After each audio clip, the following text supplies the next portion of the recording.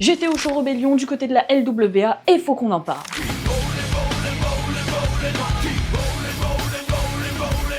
Alors par contre, je dois faire un petit truc d'abord. Et voilà.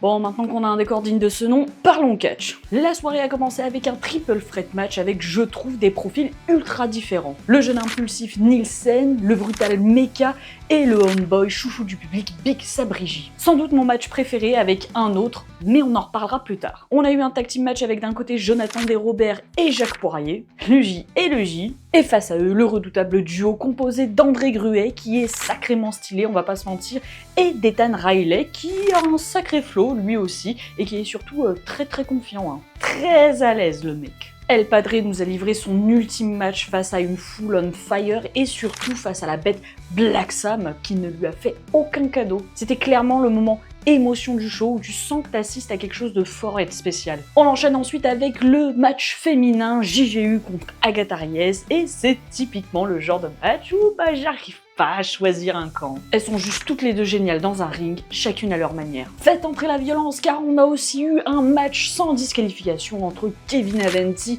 et Omar Prince, un catcheur italien que je découvrais totalement. Match très cool qui a su faire briller la culture française, hein. Voir Omar frapper Kevin à coups de baguette, c'était magique. Et enfin dans le main event, Vinnie Wells s'est confronté au grand Ricky Sosa et franchement, quelle régalade. Je vous avais dit qu'il y avait un autre match que j'avais beaucoup aimé. Et là, ça y est, on y est, c'est celui-là. Tous les deux ont été excellents, on a eu le droit à des petites surprises et à une petite JGU qui n'avait absolument rien à faire ici. Toujours à faire son intéressante, celle-là. En tout cas, ça a fini la soirée en beauté. Donc les amis, restez branchés LWA parce que pour 2025, c'est peut-être fini, mais en 2026, ils sont de retour en février pour leur show anniversaire et je vous le dis d'avance, ça va être un banger. Sur ce, envoyez de la force au catch français et nous, on se dit à demain, hein, pour un nouveau match de la semaine.